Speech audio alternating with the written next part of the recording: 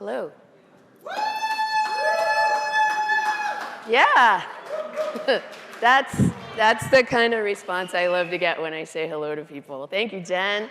It's always, pro tip when you're giving a talk, always get a couple of plants of Team You out in the audience, frankly, because like that way when you start to have an anxiety attack halfway through because you realize all your jokes are bombing, you can look and you can be all like, Emily is smiling at me. Okay, all right, one person in that audience does not hate me. So, oh, thank you. Oh. So when Jen asked me to do the opening remarks today, she said I needed to do 4 things. She asked me to review the code of conduct, to walk everybody through the day, to thank a ton of appropriate, helpful people, and then to do something to get everybody kind of pumped up and moving for the day. So let me start off. So it's got to be business, and then maybe like one fun thing, right? So I want to start off when I'm talking about codes of conduct. Like a lot of people have this notion that codes of conduct are these like terrible, like, you read them, right? And they do seem a little bit daunting. You're like, oh my God, like how come we can't just like say, why not just be excellent to one another, right? Well, the thing about like just being excellent to one another is that think about, you need more details on that, right? Because excellent means different things to different people. So like the first time you're at a company, right? Especially like when you're early in your career, right? And you're trying to make a code push for the first time, and you spent 15 minutes and you like updated some code, and then they say, okay, great. Well, your mentor says, okay, push that code. What does that mean?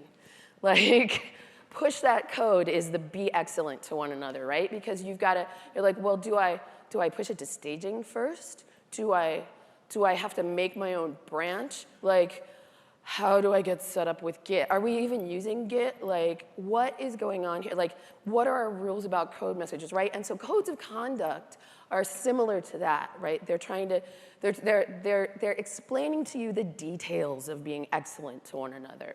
So I want to give some examples of, it's mostly about how to talk to other human beings and be excellent, right? And that's something that I certainly, even as an extrovert who loves to talk to, as you may have figured out yesterday, who loves to talk to other human beings. And again, let me give this pitch. If you are shy here, if you are feeling nervous, if you're like, I'd like to meet other congoers, but my goodness, it's terrifying to talk to other human beings, and I feel weird when I just walk up and I stand there like this, I'll wait till it gets awkward.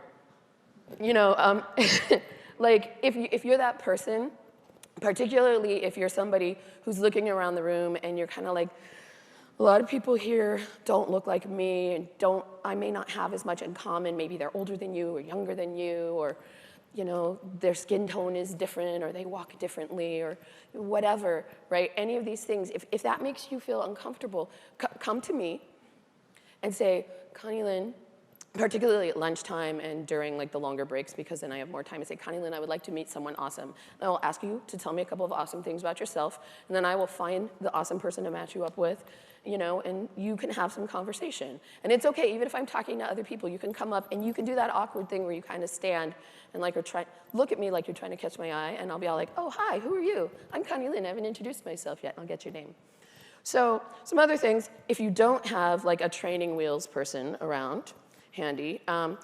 Some good ways to talk to people are to hang out for a second, like ask if you can sit at the table at lunchtime, and then if everybody, I've been at conference tables where everybody's just kind of quietly eating, and you can tell people kind of want to talk, but nobody knows what to talk about. Just throw it out, be all like, what I really liked today was that talk on, Dustin Collins' talk, because I love that he went beyond the 5 whys, right? Something like that, and that'll get people to talk about something that you liked, something that you're passionate about. Phrase it in a positive way. Don't say like, oh, I hate when people just don't go. Like, be like, yeah, I thought this was great, and it's a good way to get people talking, and they'll say, oh, me too, or that sort of thing. Another thing is, I am an extrovert.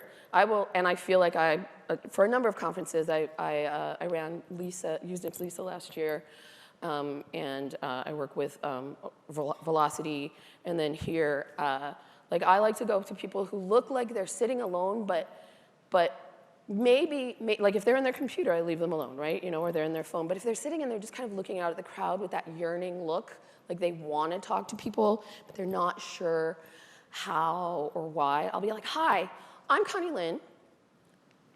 Are you new here? Like, now the thing about that is that like sometimes people just want to be quiet, right? And so I have to take a little bit of responsibility in myself. And if someone says, I just don't want to talk to people right now, I'll be like, oh, I'm sorry, or oh, I'm peopled out, or oh, I'm just zoning out, or even if they're just kind of like, they seem hesitant to answer, right? So they're giving me lots of soft no's there, right? They're not actually saying no or go away, but like they're like, right? I'll be like, I'm sorry to have bothered you, and I don't take that personally, right? Because I don't know what's going on with another person, and I want to encourage you all to think about that as well when you're talking to other people. Sometimes people will say, oh, I don't have a moment to talk. I'm not able to, or even if they're just kind of like, if someone is stepping away from you while you're trying to talk to them, like take that as a soft no and just be like, oh, you know what? I'm sorry. I'll move on. Right? And it's probably nothing to do with you. It's probably to do with them. I will tell you, I have been at conferences where I was going through some stuff, and the only people I wanted to talk to were my friends.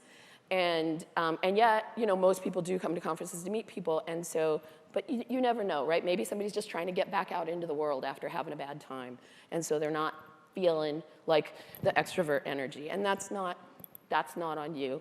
But what is on you is to respect that and to be kind about it and to also not beat yourself up. But just politely nope yourself out of that situation. The final thing, never follow anybody to the bathroom. Just don't. Do not follow them to the bathroom. Do not follow them into the bathroom. Do not wait for them outside the bathroom. Bathrooms are universal code for I would like some private time. And if so, like, seriously. And if someone is harassing you, nope out to the bathroom and then text a conference person from the toilet, But like, really, don't follow people to the bathroom. Code of conduct, are we good on this one? Have I covered this? All right. Walking you through the day. Let me do a time check here. Yes. Walking you through the day. All right, we have curated talks in the morning. Then we'll have an hour-long break, more talks. Lunch, then we're going to split into open spaces over in the Grand Hall and curated talks over here. We have 2 workshops going on, one at 3 p.m. by Scalar and one at 4 p.m. by CyberArk. Those will be over in Lovelace, and they are strictly limited to 30 people each. Then we have sponsor giveaways back in here, so come for that, right? Free stuff. And then Ren Turkle will be giving our final closing remarks. Thank yous. I would like to thank, and I wrote this one down and I'm going to read it right off the list because the worst thing is when you thank everybody but you miss the one person. Number 1, thank you to all of our speakers. Thank you to all of our speakers and all of our volunteers and all the people who are making this happen. Right? Number 2, in addition, actually specifically, thank you to our speakers for allowing our gift, the speaker gift this year to be a $150 donation per speaker to Black Girls Code because we managed to give over $4,000 to Black Girls Code as a result.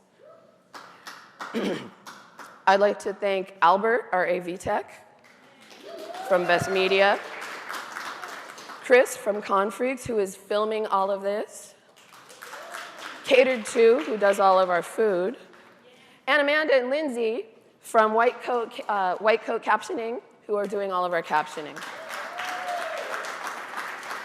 And with that, that gets us through everything except for the do something silly to pump everybody up. So I would like my backup dancers to get on stage, and I'm going to walk you through how to dance in your car. Right? Now, because let's face it, I love to dance, but I actually have some mobility issues, and so often I can't actually dance with dancing on my legs. And also, I am not the best dancer. But the great thing about dancing in my car is that mostly nobody can see me, and if they can, I can pretend they can't. So, put your hands out in front, right? We're gonna learn a routine, right? And the first thing you gotta do is drive the car. So it's 1, 2, 3, 4, right? That's easy, right? 1, 2, 3, 4. Okay, turn 5, 6, 7, 8. Turn the next way. 1, 2, 3, 4. And then back to center. 5, 6, 7, 8. It doesn't matter if you get it wrong, right? Again, we're dancing, we're in our cars, nobody else can see us. And that's key for the imagination here right now, right? Okay, then what you're gonna do is you're gonna notice like, oh, maybe there is somebody over there, and maybe they look like they're having a good time. So like 1, 2, 3, 4, 5, 6, 7, 8, right? And then you see a friend. 1, 2, 3, 4, 5, 6, 7, 8. Then the song's starting to get to the good part, but you gotta still hold on to the wheel. 1, 2, 3, 4, 5, 6, 7, 8. Okay? And then you get to the freestyle part because you're at a stoplight. Freestyling, this part, you don't have to count for. You just kind of rock out a little bit, right? Or like maybe you keep it chill, right? Or maybe this way. Or maybe you play some drumsticks, right? You pick yours, right? So let's walk through that one more time and then we'll get the music going. 1, 2, 3, 4, 5, 6, 7, 8. Side 1, 2, 3, 4, 5, 6, 7, 8. 1, 2, 3, 4, 5. Oh, no, just 1, 2, 3, 4.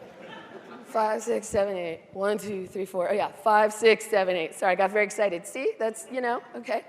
1, 2, 3, 4, 5, 6, 7, 8. 1, 2, 3, 4, 5, 6, 7, 8. 1, 2, 3, 4, 5, 6. All right, we got this? Albert, can you hit the music, please? So you're gonna stop, you gotta get in your car, right? And you gotta get prepped. All right, and 5, 6, 7, 8. 1, 2, 3, 4, 5, 6, 7, 8. 1, 2, 3, 4, 5, 6, 7, 8. 1, 2, 3, 4, 5, 6, 7, 8. 1, 2, 3, 4, 5, 6, 7, 8. 1, 2, 3, 4, 5. And you stop the car.